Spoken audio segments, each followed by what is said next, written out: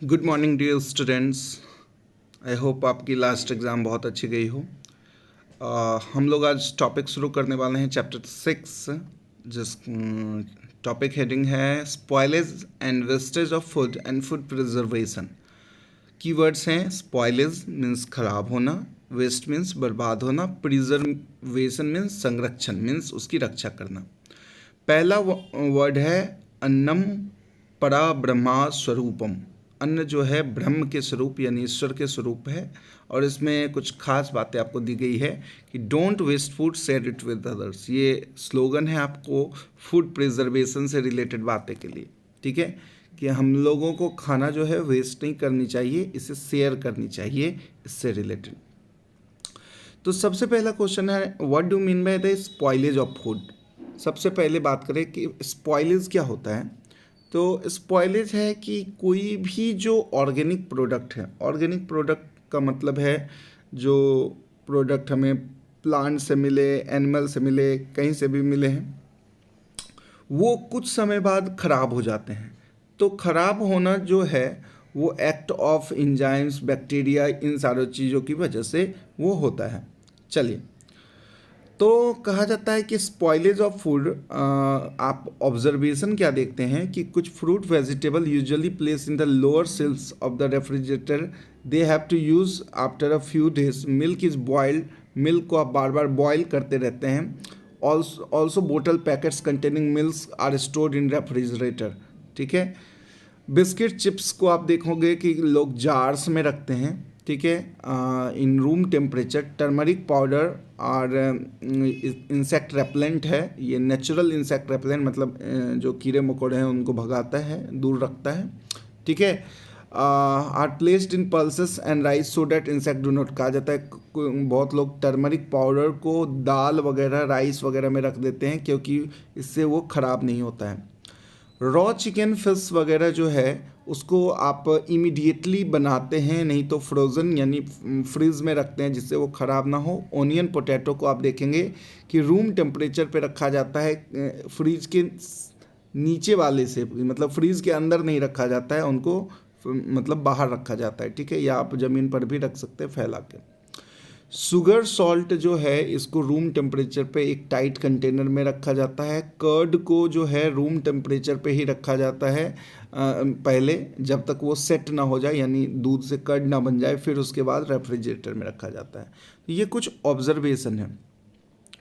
तो ये जो ऑब्जर्वेशन है ये किस चीज़ को प्रोसीड करता है, तो प्रिजर्वेशन ऑफ फूड, यानी फूड को बचाने के लिए कि वो ख़राब ना हो जाए, ठीक है।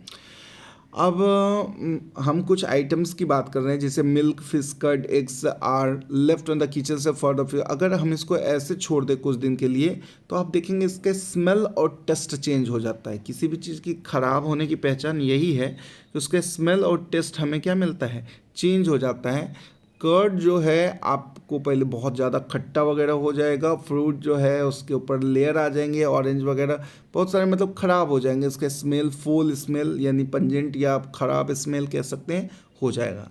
अब क्या कॉज है जो फूड ख़राब हो जाते हैं, ठीक है। तो कहा जाता है कि आपके पहले जो भी चीज़ें आप यहाँ एक्टिविटी से बताई गई कि किस किस वजह से फूड ख़राब होते हैं, तो उसमें सबसे पहला रोल प्ले करता है माइक्रो ऑर्गेनिज्म। माइक्रो ऑर्गेनिज्म मतलब नाम से ही क्लियर है, माइक्रो मीन्स बहुत छोटे, ऑर्गेनिज्म मतलब जीव, ठीक है। तो कुछ ऐसे भी जीव हैं जो बहुत छोटे हैं और वो आपका क्या कराते हैं, स्पॉइलेज कॉज कराते हैं, जिसमें बैक्टीरिया और फंगी स्पेशल रोल प्ले करता है।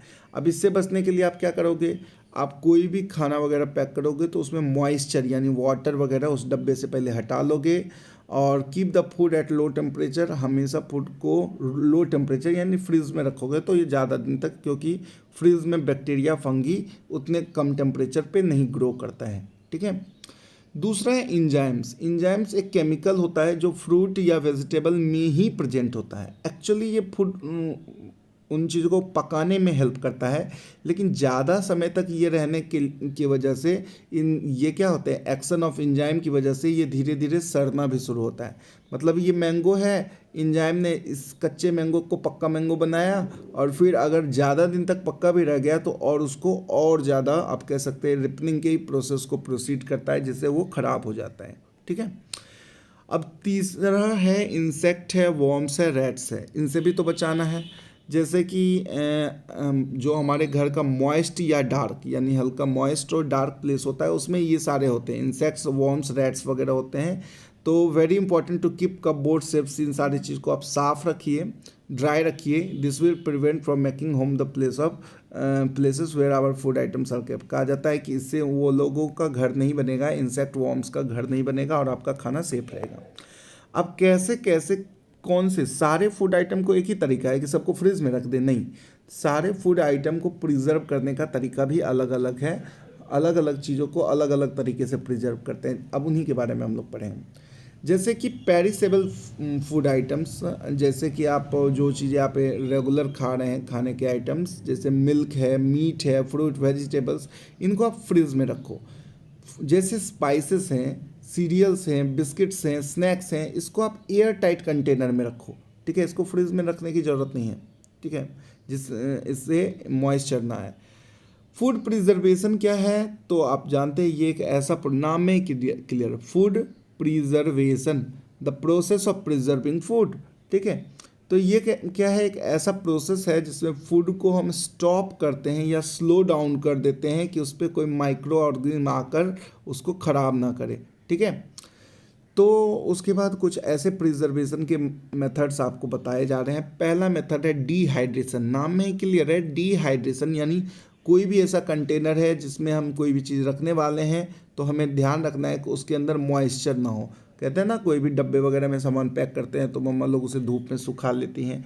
इससे क्या होता है कि वो धूप में सूखने की वजह से अंदर जो वाटर ड्रॉपलेट्स होता है वो निकल जाता है, और उसके बाद एयर टाइट उसे पैक कर देते हैं। ठीक है, और फिर उसके बाद यहाँ तो हो गई बातें। Since most micro need water to they cannot नॉट मल्टीप्लाई और ग्रो और dried fruit many vegetables like onion, cauliflower, dry too, ये बहुत सारे वेजिटेबल्स हैं जिनको आप ड्राई करके आप उनको लंबे समय तक यूज भी कर सकते हो। Onions, cauliflower. प्रिजर्वेशन, आप किसी चीज़ में शुगर या सॉल्ट मिलाकर भी आप इसको यूज कर सकते हो लंबे समय तक। जैसे शुगर और सॉल्ट जो है ये प्रिजर्वेटिव्स है, मतलब आपको रक्षा करने में मदद करता है खाने को। देखते होगे खासकर मीट वगैरह या मछली वगैरह, मम्मा कभी ऐसा घर में बनता है तो उसमें क्या होता है कि फिश में ना लोग कहते हैं कि हल्दी नमक डाल के छोड़ दो। इससे क्या है कि वो थोड़े लंबे समय तक खराब नहीं होगा। ठीक है, उसके बाद आते हैं एसिटिक एसिड। एसिटिक एसिड से आप समझ जाना विनेगर, जो वाइट वाइट कलर का एक खट्टा खट्टा होता है, जो आपके चाउमीन वगैरह में यूज होता है। तो इसमें भी आप चीज़ें को रखते हैं, आप कह सकते हैं पिकल्स जो होते हैं, अचार वगैरह में ये डाला जाता है, और कभी अनियन वगैरह को भी इसमें डाला जाता है, जिससे ये जल्दी ख़राब नहीं होते। कैनिंग या बोटलिंग, आप उसको एयर टाइट पैक कर दो, बोतल में पैक कर दो, जिससे क्या है कि बैक्टीरिया उसमें अंदर जा ही ना सके, ग्रो ही ना हो सके, और वो चीज़ें ख़राब ना हो। फिर आता है एक important method, pasteurization method. Pasteurization method आपको पता ही है कि ये मिल्क से रिलेटेड है, और इसमें आपको क्या करता है कि मिल्क को आपको गर्म करना होता है। आप इसे जल्दी गर्म करेंगे। ठीक है, the food product subjected to pressurize heating for a short time, एक शॉर्ट टाइम के लिए आप इसे गर्म करते हैं और तुरंत इसे फिर ठंडा कर देते हैं, यानी फ्रिज में रख देते हैं। तो जिससे गर्म होने की वजह से माइक्रो ऑर्गेनिज्म डेथ हो जाते हैं, और ठंडा होने यानी फ्रिज में रखने की वजह से वहाँ ग्रो नहीं होते, जिससे इसे आप लंबे समय तक यूज कर सकते हैं। चलिए ठीक है,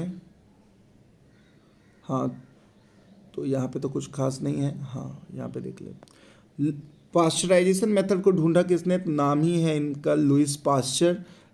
ये बोला जा रहा है कि अगर आप अनपास्चराइज मिल्क पीते हैं तो वो आपके लिए थोड़ा हार्मफुल है, क्योंकि उसके अंदर माइक्रो ऑर्गेनिज्म रहते हैं। ठीक है, अब उसके अलावा कुछ और मेथड है, रेफ्रिजरेशन, यानी नाम से ही क्लियर है, रेफ्रिजरेशन मतलब फ्रीज में रख दो और फ्रीज में माइक्रो ऑर्गेनिज्म और एंजाइम्स थोड़ा डीएक्टिवेट हो जाते हैं।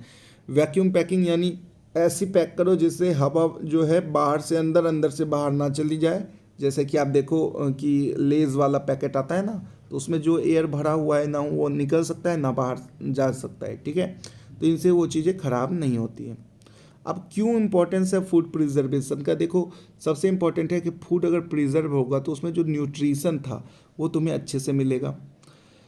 आप कोई चीज़ अगर मान लो 1 लीटर मिल्क लाए और आपके पास फ्रिज नहीं है, तो आप किसी भी तरह उस 1 लीटर मिल्क को आज ही ख़त्म करोगे। अब अगर ज़रूरत ना भी हो या ख़राब हो जाएगा। अब क्या है कि अगर तुम्हारे पास फ्रिज है तो उस चीज़ को आप 2-3 दिन भी यूज कर सकते हो। इससे क्या है कि आप उसकी सेल्फ लाइफ जो है उसको बढ़ा सकते हो। ठीक है। कुछ ऐसे फूड हैं जो आपको हमेशा अवेलेबल नहीं होते, तो उन्हें लंबे समय से, जैसे कॉलीफ्लावर को सुखा कर ड्राई करके हम लोग रख लेते हैं। ठीक है। इससे क्या है कि जब उसकी सीजन नहीं भी है तब भी हम उसे through out the year use करते हैं। इससे वेस्टेज ऑफ फूड डिक्रीज हो जाती है। ठीक है। इससे वेस्टेज ऑफ फूड क्या हो जाती है, डिक्रीज हो जाती है। यानी अब फूड मेरी बर्बाद कम होगी, यानी मैं लाऊंगा तो उसको रख सकता हूँ, प्रिजर्व कर सकता हूँ। ठीक है। आप इससे वैरायटी ऑफ खाने डाइट में शामिल कर सकते हो। फॉर एग्जांपल आज मार्केट गए और मान लो कि 1 kg एप्पल लाए, तो 1 kg आप एक ही दिन में थोड़ी खा जाओगे, और उतना यूजफुल भी नहीं है एक दिन में खाना। अब क्या है कि आप उसको अगर 4-5 तरह के आइटम 4-5 दिन लाए तो उसको लंबे समय तक मिक्स करके आप खा सकते हैं। वैरायटी ऑफ आइटम आप खाना खा सकते हैं। ठीक है। और नीड भी आपको बैलेंस डाइट के लिए वैरायटी ऑफ आइटम। अब वेस्टेज ऑफ फूड क्या है कि आप देखते हैं कि अगर पार्टी वगैरह में लोग अपने प्लेट को जल्दी जल्दी भर लेते हैं कि ज़्यादा खाना खाएंगे, लेकिन लास्ट में वो खा नहीं पाते हैं, तो ये क्या है, और वो वापस उसे गार्बेज बिन वगैरह में फेंक देते हैं। तो ये एक अच्छी बात नहीं है, ये वेस्टेज ऑफ फूड है। हमारे कंट्री में ये चीज़ें ज़्यादा होती है, जबकि यहाँ पे बहुत सारे ऐसे लोग हैं जो खाना खा भी नहीं पाते हैं। तो आपको ध्यान देना है कि खाना खाते समय एक हमेशा एक स्लोगन है, आप इसको मन में हमेशा रखो कि ईट टेक व्हाट यू ईट, उतना ही लो जितना आप खा सको। मे बी उससे थोड़ा कम ही लो, क्योंकि अगर ज़रूरत पड़े तो ले लेना। उतना ही लो जितना आप खा सको, और खाओ उतना जितना आप ले लिए हो। मीन्स अगर आपने ले लिया है तो उसे कंज्यूम करो।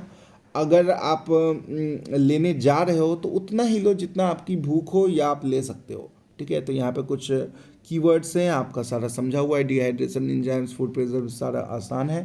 तो क्वेश्चन आंसर बच्चों मैंने आप लोगों को पहले ही करवा दिया है। क्वेश्चन आंसर रिविजन आप करते रहिएगा। मिलेंगे नेक्स्ट वीडियो में। Thank you.